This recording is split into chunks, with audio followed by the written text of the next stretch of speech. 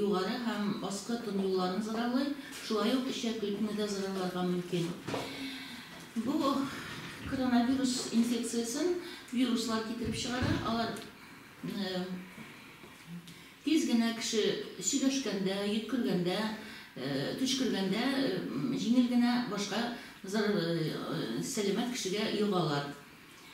Шуны әйтергә кирәк, бу чирнең яшерен чыгы була, ул 2 көннән 14 көнгә тикле, но уртача ул где-то 5-7 көн була. Шушы иң куркыныч шушы яшерен чыгы, чөнки бу вакытта зарарланган кеше бик тә нык йогышлы. Менә шушы периодта иң нык кешегә иң нык күп итеп вирусларны авырган кеше бүлеп чыгара һәм тиз генә сәламәт кешене зарарлый. Әгәр әнде клинический симптомнары барлыкка килгәчтен, инде вирусның бүленеп чыгуы әзәя башлый. Һәм где-то 10-нчы көндә ул уже почти бүленеп чыкмый да башлый. Шуны әйтәсе килә, бу авыру белән җиңел формада, урта авырлыкта һәм авыр формаларда үткәрергә мөмкин. Җиңел формасында кешенең әз генә температурасы күтәрелә, 37-37.2 генә булырга мөмкин. Баш авырта хәлсезлек була. Шушының белән генә узып та китергә мөмкин. Урта авырлыкта булганда температура күбрәк күтәрелә, 38-39-га, 38,5-га күтәрелергә мөмкин. Жүтәл төшә, инде кыр жүтәл. Менә башка грипп авыру һәм башка ОРВИ инфекцияларыннан айырмасы булып тора коронавирус инфекцияның. Жүтәл кыры һәм бик сирәк. Башка грипптә, например, башка инфекцияларда ул милли була, влажный дибез инде, теге лайлалы була, ә монда кыры һәм бик сирәк. Температура кинәт кенә грипп инфекциясында температура беренче көннән үк кинәт кенә 39-40-ка күтәрелә. Монда юк. Монда температура башта булмаска мөмкин, или же 37-37.2, 37.5 кенә була. Соңыннан уже пневмония килеп кушылгач кына температура 38-39-ларга күтәрелергә мөмкин. Бу инде 4-5 көннәр була. Тагын башка инфекциялардан, грипптан айырмалы булып, коронавирусный инфекцияның шунысы тора, кешенең ис сизүе һәм тәм сизүе югала. Кеше ис сизмей, тәм сизмей, сарымсак исендә бер нәрсә сизмей, лимонның тәмендә бер нинди бәрәң ашаган кебек ашый. Менә шундый симптомнар барлыкка килсә, менә шуны күзәтелсә, бу инде все-таки коронавирусный инфекция дип уйларга кирәк.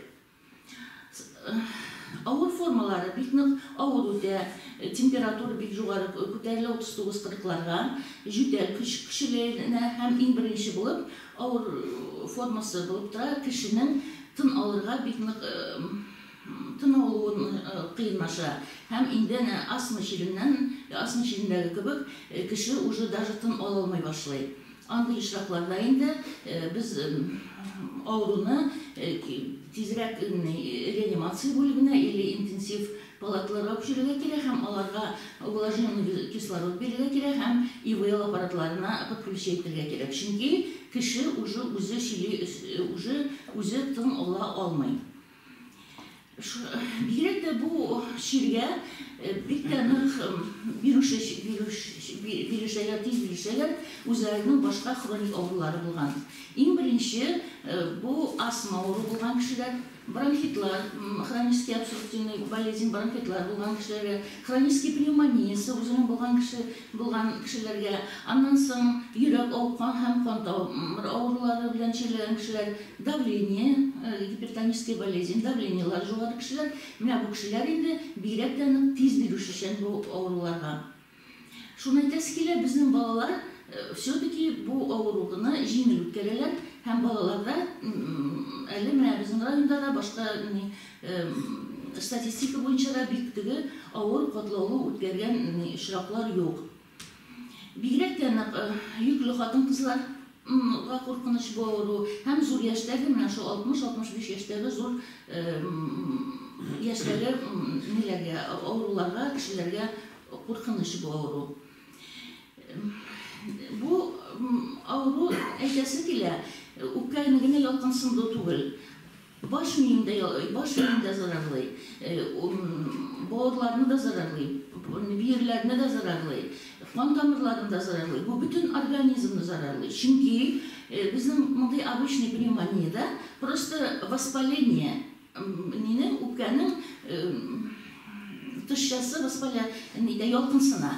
Bu коронавирус инфекцияда тромбlar образоваться итә. Bütün organlarda da tромбоз, kan kuyura, hem kuyu kan уже сосудлардан, kan damarlarından жеңіл uzalmıyorlar, жеңіл ağalmıyorlar тромбlar образоваться итә. Именно şu тромбообразование бик куркыныч. Самый куркыныч әйберсе bu коронавирус инфекцияның. Менә şu тромбообразование. Şunun için biz ağrılarını davaлаганда иң birinci bulup противовирусный препаратлар kullanırız. Virusunu aytdım ikinde. Alдағы şığında ok, eğer de başları alдағы 5 gününde bilek de şu противовирусный препаратларның faydaları bik zor. Mında arbidol kullanılabız, glikferon kullanılabız. Ondan sonra аскорбин кислотасы бик керек, потому что bu aytdım ikinde nelerinin сосудларының, bizim kan damarlarının стенкаларын bik zararlı. Şunun için şunu укрепить ettirge аскорбин кислотасы kullanabız. Ondan sonra bik ağır şıraklarda, когда endi kişinin tını bite, уже şu IVL аппаратларына подключайткенде гормонlar kullanılır. Hem şulay antibiyotiklarda, şunu aytasım kile, birinci günden buna temperaturu jibirek ko'tarildi, azgina başım ağrıdı, azgina жүктел düştü, to'xtalib, menga tezroq antibiotik kullana başlarga kerak degan so'z tugul. Antibiotikni birinchi kunlardan kullanmasqa men sizga kengash etaman. Antibiotik kullanma pnevmoniya kelib chiqqach, hem o pnevmoniya boshqa bakteriyalar bilan осложняться etkachgina shul chog'indagina antibiotik kullanıla. Shuning uchun antibiotikni birinchi kunlardan, gormonlarni ham antibiotiklarni birinchi kunlardan men sizga kullanmasqa kengash etaman. Tag'in narsa aytishga kerak. Bilakdan buna tın yıllarında tugul, öz mahyanda aytib ketdi, перчаткалар kiyemiz, bu şunday virus, bu ağır virus, o jütellaganda, söyleshganda bo'linib chiqadi, üstelge, başqa yerlarga düşe. Hem şunda o'zining yaşawın işi tag'in 48 saat davom etadi. 48 saatdan sonra virus o'la, 48 saat o'zidan chiqadi, agarda biz onun bilan qo'l bilan tutunsak, yoki boshqa bilan ona elektirsek, тогда endi o даже şu üstelden alıngan virusda o'zining shunday коварный işin ishlarga mumkin. Tag'in narsa aytishga kerak. Mana bilakdan şu oldan обращаться etishga kerak endi. Chunki bek ko'p simptomsiz o'tgan chiroqlar где-то 25-30% ağrılar simptomsiz o'tadi. Mana bizda shunday ağrılar kelar. Mana men borgan edim, medosмотр o'targa.